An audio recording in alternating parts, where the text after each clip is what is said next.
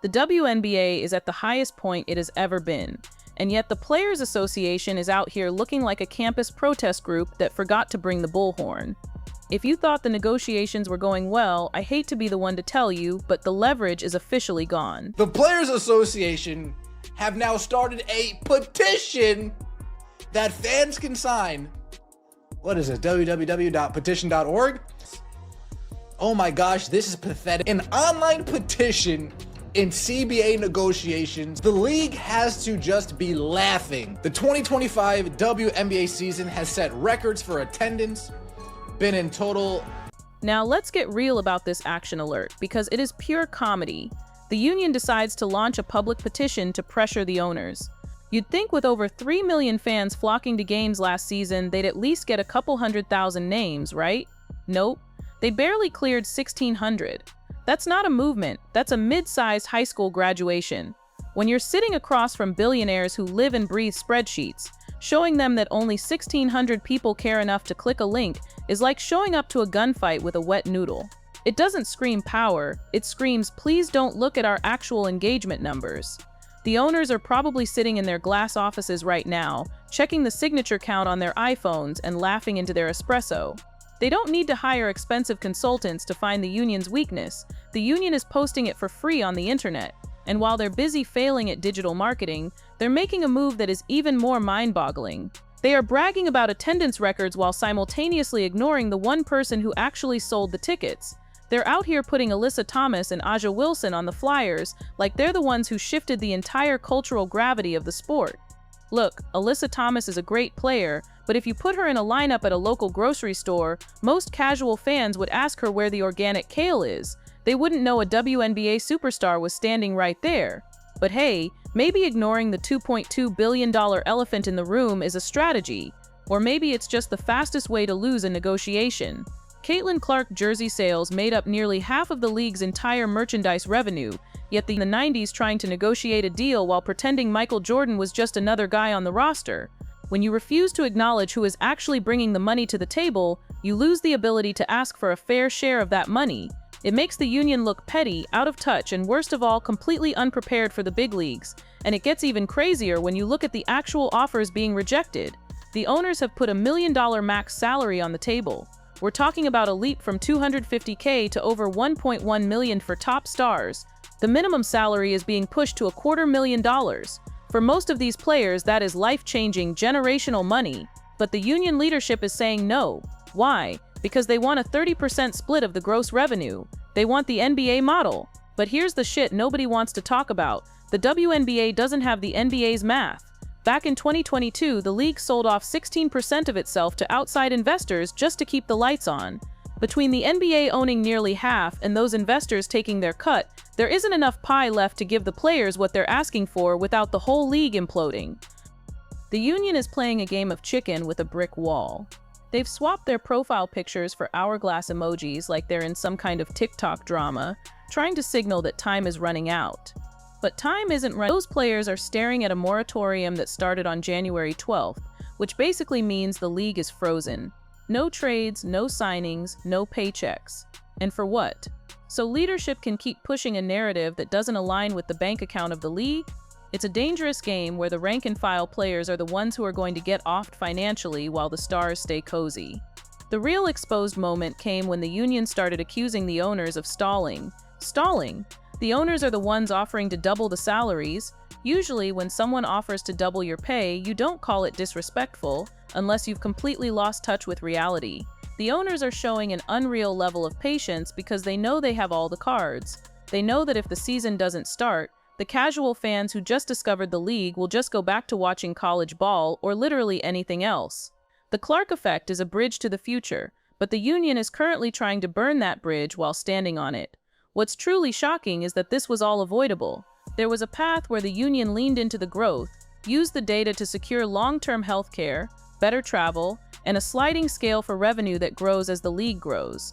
Instead, they chose performative stunts. They chose Petition. The only difference is they'll have lost months of progress and a mountain of credibility. Imagine being a billionaire owner and seeing your employees launch a petition that gets fewer signatures than a Bring Back the Choco Taco campaign. You wouldn't be scared, you'd be relieved. you'd realize that the threat of a strike is hollow because the public isn't behind the demands, they're just behind the players they like. And if the union won't even mention those players, they have no way to mobilize that support. It's a masterclass in how to humiliate yourself on a global stage.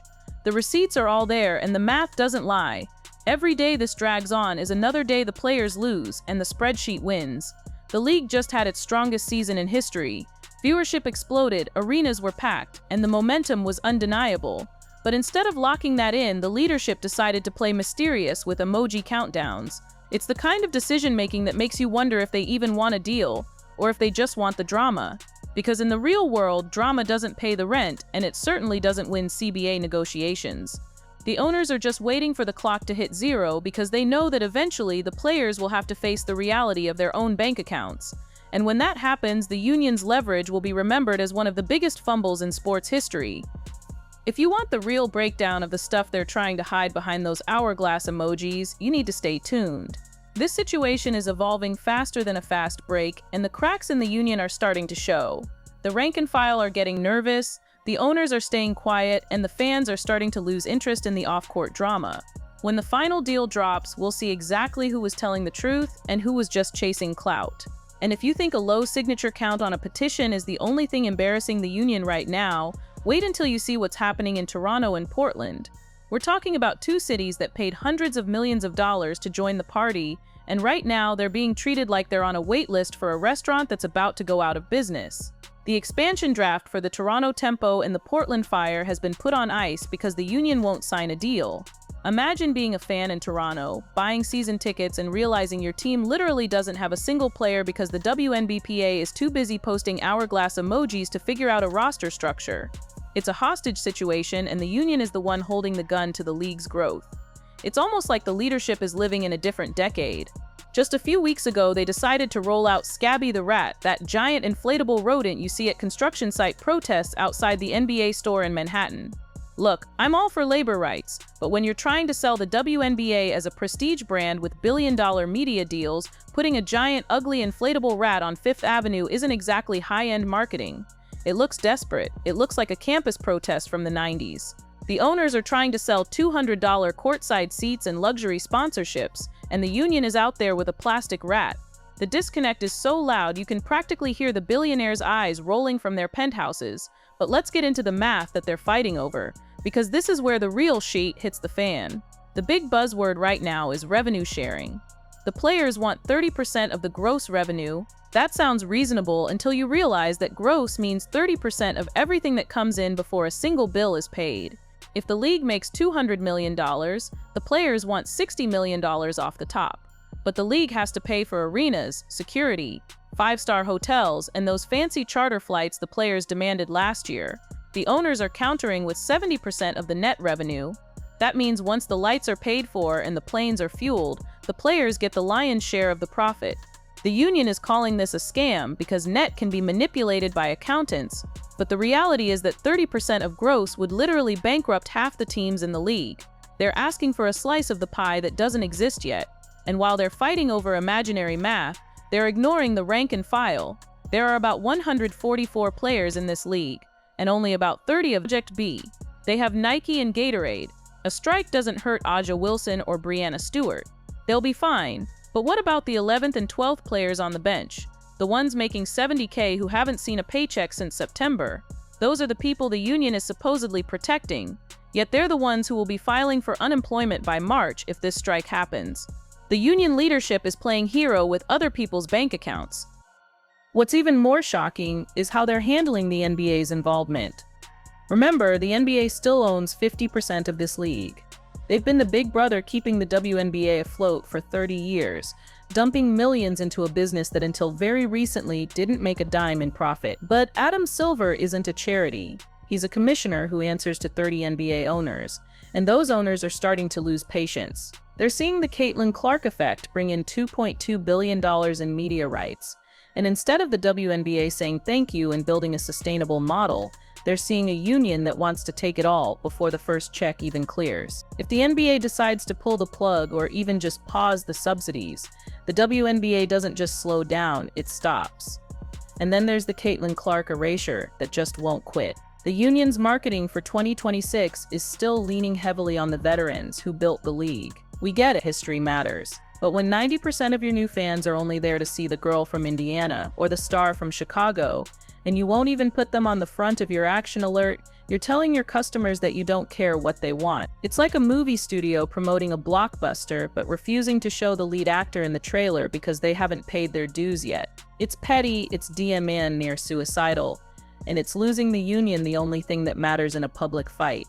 The fan. Imagine 2026, the 30th anniversary season. It's supposed to be a victory lap. The league is expanding to 15 teams. The media deal is kicking in, and the stars are household names. Now imagine that on May 8th, the arenas are empty, no games, no highlights. Just lawyers in suits talking about net versus gross and expansion fee distribution. The momentum that took 30 years to build would evaporate in 30 days. Fans are fit. If they can't watch the WNBA, they'll go watch the NWSL, or they'll go back to college hoops, or they'll just spend their money on something else.